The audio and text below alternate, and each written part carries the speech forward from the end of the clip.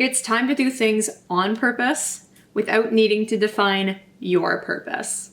Today we're going to talk about what I think is one of the most socially relevant pieces of garbage advice, which is that you should find and follow your purpose. Before we get into that, hello, I'm Emma Van Grieken. I am a writer, poet, and creative artist. My debut collection of poetry, fable fiction, and original photography is coming out in fall of 2024. My book designer just told me that in her career of designing nearly 50 books, never before has she seen a collection of poetry with 2 short novels woven through the pages. So you can expect Seasons of Life to be like nothing you've ever seen before. And if you'd like to get on the waitlist for that book, you can check out the link below and give me a thumbs up on this video while you're at it because it really helps out my channel. Okay, so why do I believe that you should do things on purpose, but not have a purpose as a human being?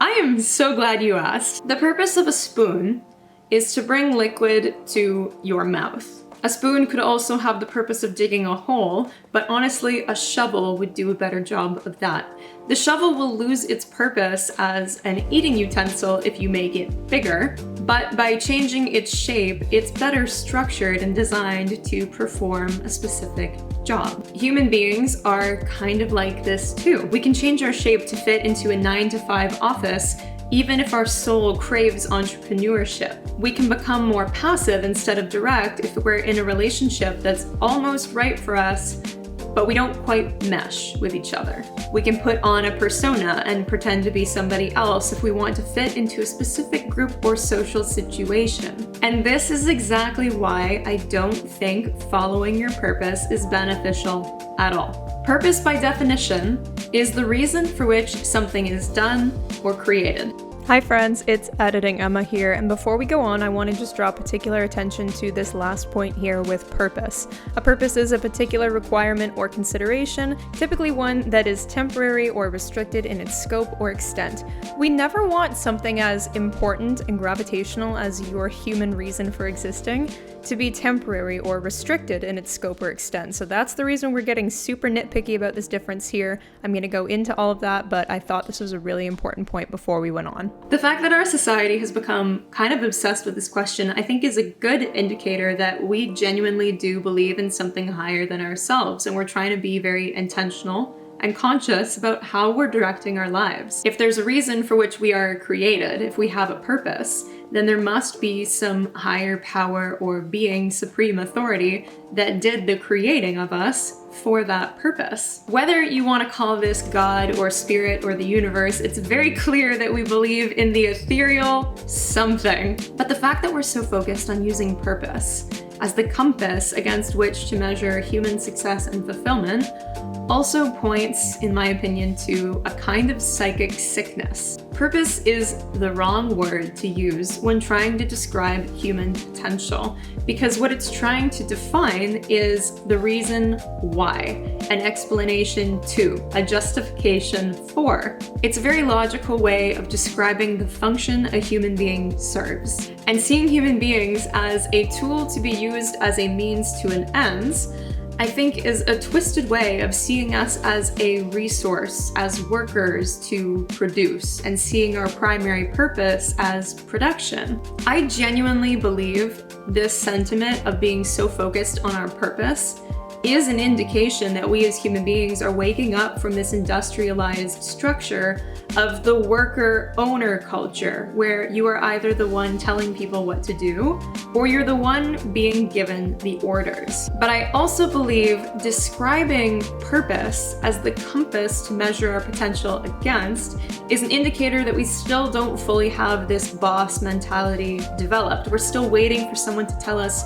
what to do, what's valuable, and what path to take. When you embrace this idea of not having a purpose, not having a role, not having a function, you get to be just fully present with this moment, with your life, and notice what's around you. You're not waiting for marching orders. Instead of pushing yourself towards an ever-moving goalpost as you chase after your purpose, you get to be quiet and slow down and pay attention to what you think is genuinely meaningful. And along the road of following that, you will naturally be presented with opportunities that you get to decide the purpose of following. So let's go back to that definition for a second. A purpose is the reason for which something is created or done. The purpose of a spoon is to lift liquid into my mouth. The purpose of a shoe is to protect my foot from getting damaged. The purpose of a car is to bring me to and fro. But the purpose of a human being is a ridiculously complicated question. A human being can do and create just about anything. And remember, we're extremely good at morphing into whatever is needed from us in our environment at the given time. So as much as we like to think that we're leading our own lives by following this purpose, we're still looking for something to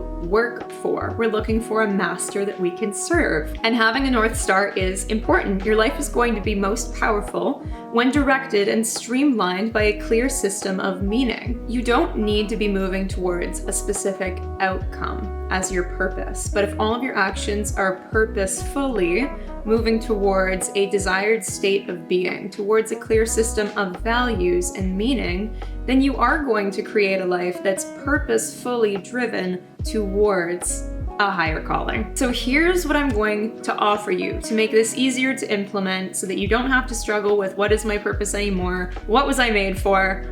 We're just gonna be done with that now. I'm gonna propose that instead of trying to find and follow your purpose, you listen for and abide by your calling.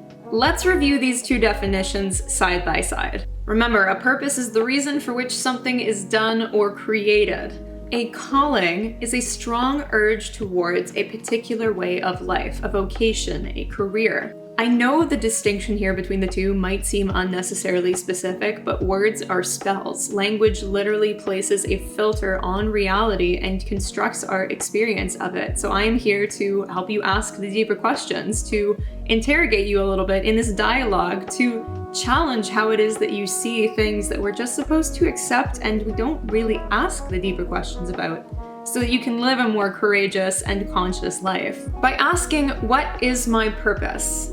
You are asking yourself the Billie Eilish question. You are asking yourself, almost spilled my coffee. Now I'm gonna have that friggin' song stuck in my head all day. I used to float, now I just fall down. I used to know, but I'm not sure now. What was I made for? By asking yourself, what is my purpose? You are asking yourself, what was I made for? And this is a dumb question. You weren't made for anything. You exist because life always thrives. You exist because life is good. You exist because a flower will grow through concrete and you will grow through adversity. A shoe without a sole becomes useless. The purpose of the shoe is to protect your foot. And if it's not doing that, then it serves no purpose. But human beings aren't like that. Just like a shoe isn't called to any particular meaning or higher mission in life, a human being isn't here to be used for some purpose. There's nothing you need to do or be or create in order to be valuable and worthy and avoid being thrown away because you're no longer serving your use. But similar to a shoe, you do have a soul, and without the soul, you're not going to feel very meaningful, which is why it's so important to tune into what your calling is. If we want to be leading meaningful lives, then the purpose question is not the one we need to be asking because it's very shallow. It only goes as deep as asking, what can a human do, be used for, or accomplish? Purpose as a word is something that should be used to describe actions and intentions, not human beings as a whole. I'm going to use myself as an example. My purpose is not to write books. The purpose of me writing books is to inspire a generation to realize how magical this world is, to shift the way that we experience it, and to bring about a modern renaissance. Because that's my calling, I can do many different things that are very purposeful, that move me towards that. I'm not just boxed into writing. Whereas if I thought my purpose was just to be a writer, I'm gonna miss so many valuable opportunities to create videos and do photography and run retreats that are all still serving that calling and that mission. In 2010, Stephen Fry did an interview with the Radio Times that proves this point, and he said this. Oscar Wilde said that if you know what you want to be, then you will inevitably become it. That is your punishment, but if you never know, then you can be anything. There is a truth to that. We are not nouns, we are verbs. I am not a thing. an actor, a writer. I am a person who does things. I write, I act, and I never know what I am going to do next. I think you can be imprisoned if you think of yourself as a noun. And I love this because it so beautifully illustrates my point, and this is the difference between focusing on a purpose versus a calling. If you define yourself as one thing, then you are boxing yourself into one definition, and you're going to try and do everything that you can to stick to that narrow road. And by doing that, you're going to have these blinders on and miss so many opportunities that don't fit into your definition of what your purpose is, but might actually be really useful to serve your higher calling. So let's get really clear on how you can use this philosophy in your everyday life. First, you're going to stop asking, what is my purpose? Because this is just seeking justification for everything that it is that you do. And if you live your life based on seeking justification for who you are and what you do, you're constantly going to invent stories that describe the reason why you are doing that thing, even if it doesn't align to what's genuinely meaningful or what you are actually good at. Instead, you're going to ask yourself, what am I called towards? Knowing that there's nothing you need to do or be or create in order to be valuable and worthy as a human being. You're going to let that compass of meaning guide you towards creating more meaning in the world. This way, you're not thinking with the eyes of ration and explanation. You're thinking with the light of truth that's within your soul, your intuition. This inner compass is your guide. And then you're going to ask yourself, whenever you're presented with a new project, an action, a new opportunity, what is the purpose of doing this? And if that action does not align with your calling, then it's not right for you. But you're going to be open to the opportunities because maybe it does align to your calling in an unexpected way. Purpose is designed to be something that serves your calling. Purpose is not the highest ideal. The purpose of me creating this video is to engage you in a philosophical dialogue to help you shift the way that you see the world, which will further my calling of bringing about a modern renaissance. The reason that I got certified as a yoga teacher, the reason that I run leadership, rewilding, and creativity retreats with two of my friends is to reconnect people with their body, with their intuition, to bring about this modern renaissance. The purpose of me washing my dishes is to take ownership over my space, personal responsibility over my life, and to take care of this beautiful human that my soul resides in so I can use this vessel to bring about a modern renaissance. If I have my blinders on though, I would miss all of these amazing peripheral opportunities that actually help to further my calling in unexpected ways. Purpose is, I'm doing this because, and you can invent all sorts of reasons to justify why you're doing anything. Purpose is a hyper-rational way of justifying yourself as a human being, which again is this mentality of being a worker and needing a boss to tell us what to do. Calling, on the other hand, is this is what I'm drawn towards. You cannot invent a story about your calling that is good enough to completely shut it down. And usually, if you do deny it, your soul ends up getting quite sick. Following your calling is scary though, because sometimes you're called to do things that you've never done before and that you care about a lot and really don't want to fail at.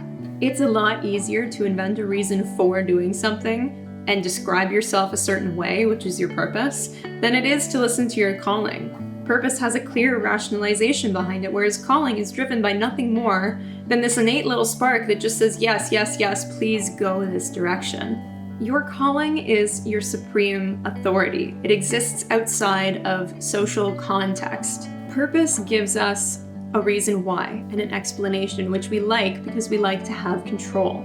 Whereas your calling doesn't give you any sense of control at all. It's just a full surrender. They're two very different, distinct, and important mindsets. One of them is moving away from something you don't like and putting a lot of restrictions on how it is that you can see the world so that you can aggressively move towards something. The other is remaining open, slowing down, pausing, and listening for what is genuinely meaningful.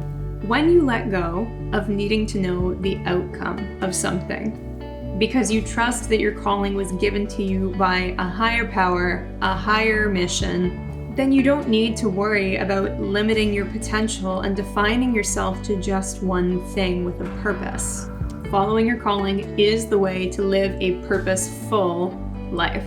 I promise that if you follow this philosophy, you're going to be more open to opportunities that are already present in your life, and new ones are going to start popping up that you didn't even expect. And if the idea of letting go of control is something that seems a little bit scary to you, you're definitely going to want to stick around because that is our topic for next week.